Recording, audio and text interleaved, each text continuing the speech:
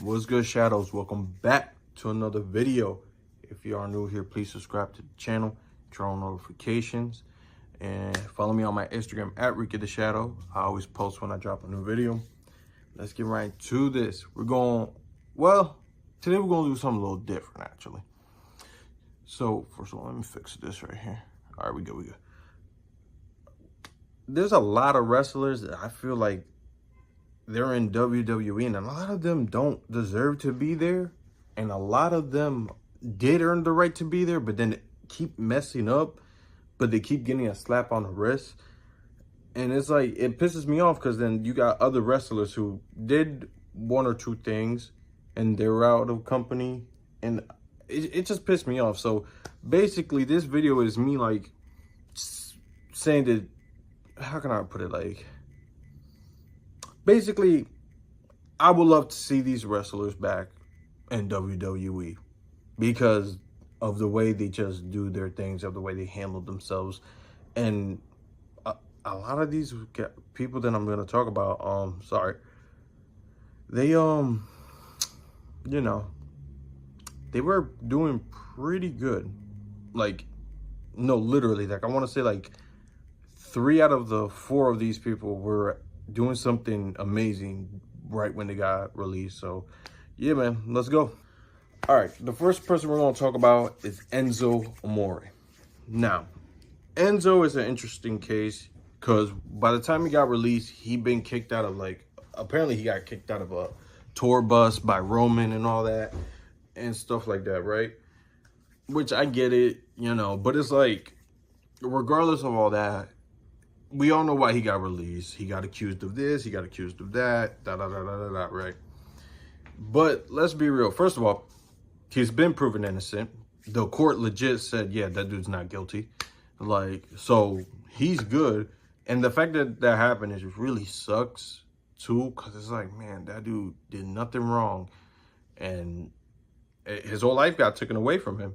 Like, apparently WWE said they released him because he didn't inform them that he was on a case like this. Like, there was an ongoing case and an ongoing investigation or whatever about, like, the assault that he was being accused of.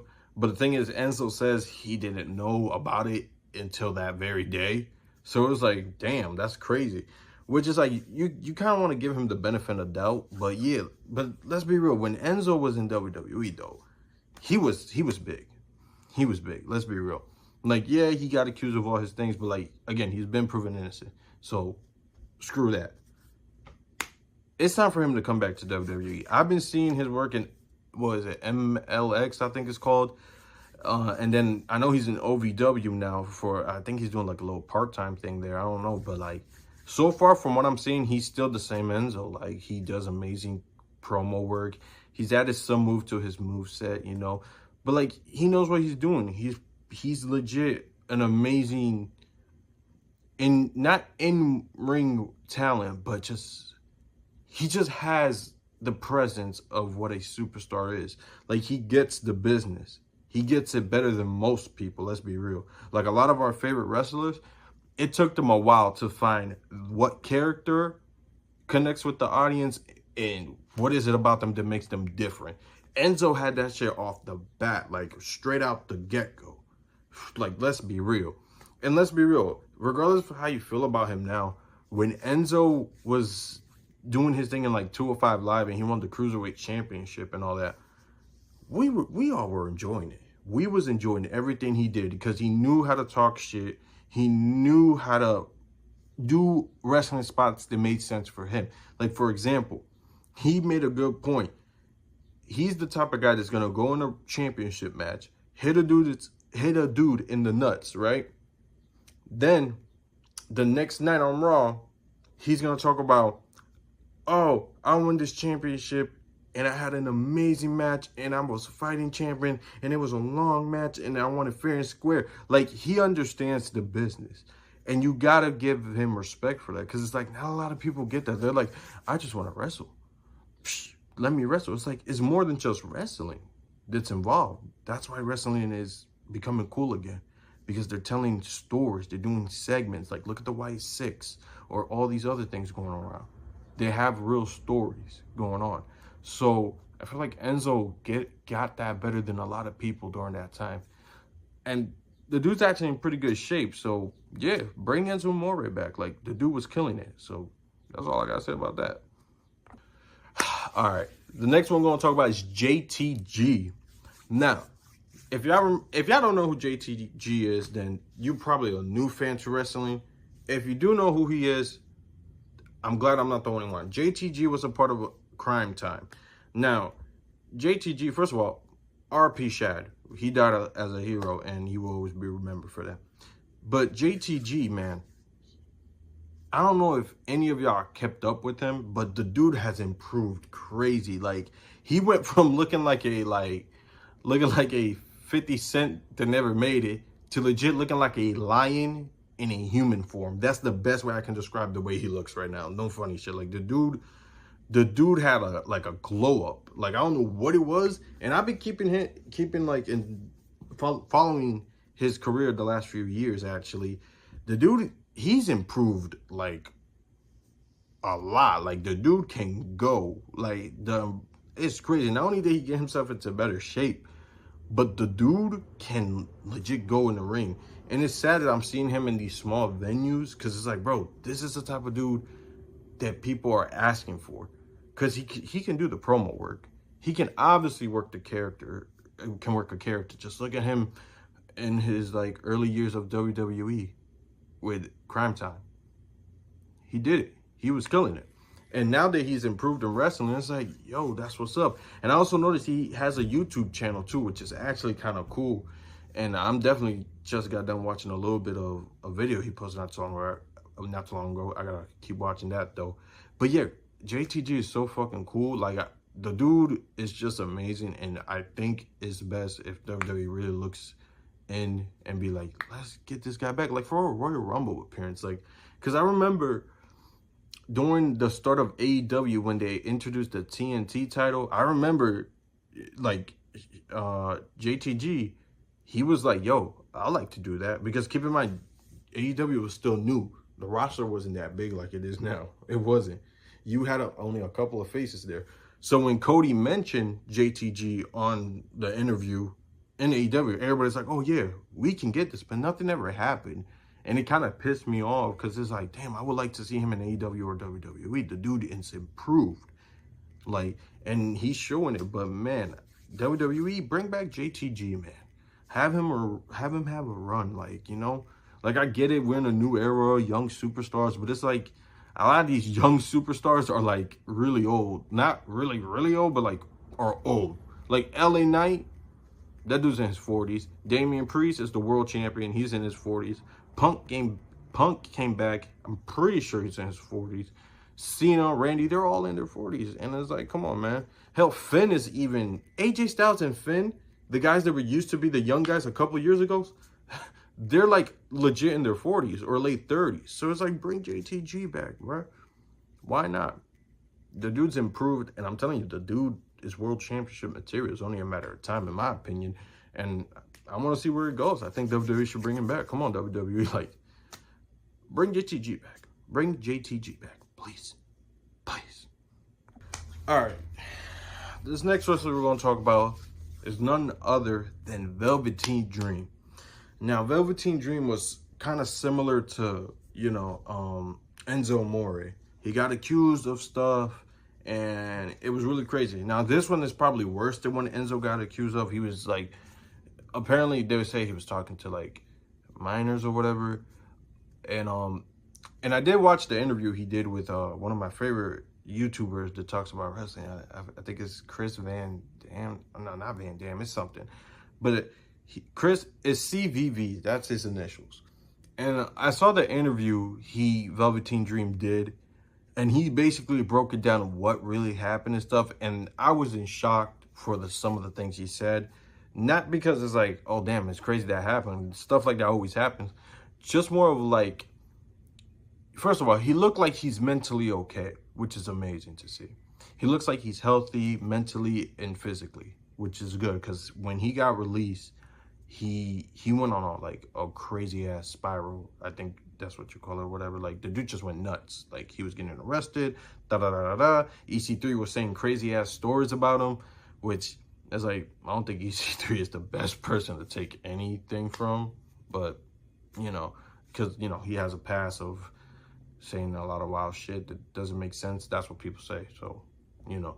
But, it's really crazy, though, Velveteen Dream's story, how it all played out. Because I remember watching him in Tough Enough. I remember when he was just a Tough Enough thing. Like, I was watching him since then. That's the same season where you had Mandy Rose, and I think Sonya Deville was in that season too, which is crazy to think. So the fact that that was happening and shit, it was crazy. So the thing with Velveteen Dream is, though, he had the aura. He had aura before it was cool to say aura. Because apparently now everybody likes to use the word aura. He had that before anybody was talking about it. He had charisma. He was him. He had it. He was so different. Like, he was so weird, but it was the cool type of weird. It was the different. It was like, this dude is zesty as hell, but he will whoop your ass. He'll wear the same color as your girl, wear the same tight-ass pants as your girl, and maybe even the same crop top as your girl, but he'll whoop your ass. That I like that. Let me tell you why. Because it was different. And I feel like, especially during that time, wrestling was becoming a little bit like, oh, okay, cool. Like, you're the good guy. Oh, you're the bad guy. Oh, you're the underdog. You're the final boss. Oh, you're the monster. Like, it was just a replay of a lot of shit. And it was getting annoying up to that point. So Velveteen Dream, his gimmick was different from everybody. He wasn't this baby face, I do it for the people. He wasn't this heel. No. He was just on a whole nother level. He was this zesty ass dude that didn't give a damn about nobody. And was just, he was sassy. He had it. And that's literally, and I'm not even trying to be funny. This is legit the best way you can describe Velveteen Dream's character. Legit. He was like this zesty ass ladies' man. Like, the way he came out sometimes with like the couch and the girls pushing him in the couch, and then the whole purple fog and all that, like coming out with lavender and stuff like that. Like, he legit had it. So it was crazy the way his life turned out and stuff. But he has been proven innocent. He does look healthy. I just follow him on Instagram, I want to say a few weeks ago. And the dude is actually just got back into wrestling, so that's pretty good. And I know he's doing pretty good. He's doing pretty good. He's still doing his little, you know, gimmick he does. I think he goes by Velveteen Man now.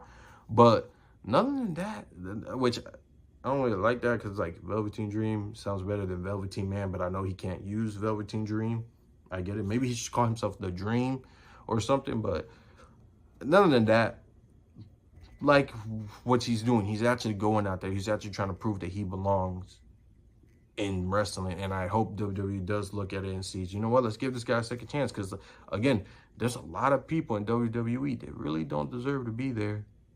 And I'm not just talking about the average, like some of y'all think, oh, he's talking about CM Punk. And no. Like, there's other guys that have really went out there and did business for themselves, or even broken the law multiple times, and they got nothing but a slap on the wrist. And I may even do a video on that. But Velveteen Dream was proven innocent. The dude is healthy. The dude is actually killing it so far from what I'm seeing. Bring him back. Give him a second chance. Because legit, legit, he could have easily been the face of the company by now, in my opinion. That's my opinion, but let's see what happens. Okay, how can I explain this next one? This one pisses me off because at the time, in my opinion, I understood why, but I feel like it made no sense, right? And seeing how Shawn Michaels is handling NXT now, it makes me even more mad for this person being released. Now, if you've seen from the thumbnail, Mandy Rose was released by WWE because of a video she had on her site. She had this like fan site thing. It was sort of like OnlyFans or whatever, but it wasn't. And basically there was a video of her on the pool where she was, I guess, skinny dipping in the pool or whatever, and she was like recording herself like up to like this angle, but you can see a little bit of her, like her chest. And she was even basically saying she's saying, oh, you, because I saw in the video, she said, I may or may not be naked under this or whatever, blah, blah, blah. And apparently that's the reason why they released her. That pissed me off just because, first of all, I get it. She's showing this and that. I get it. But it's like, we all know what a titty looks like. Half of us were sucking on them growing up. Like, I'm not even trying to be funny. Half of us were breastfed. We seen titties before. Like, what the fuck? Like, I understand if she was being like showing the whole thing and stuff.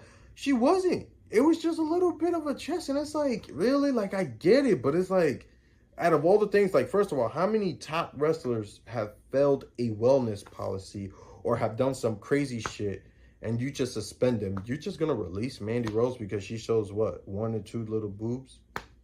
Who cares? It's boobs.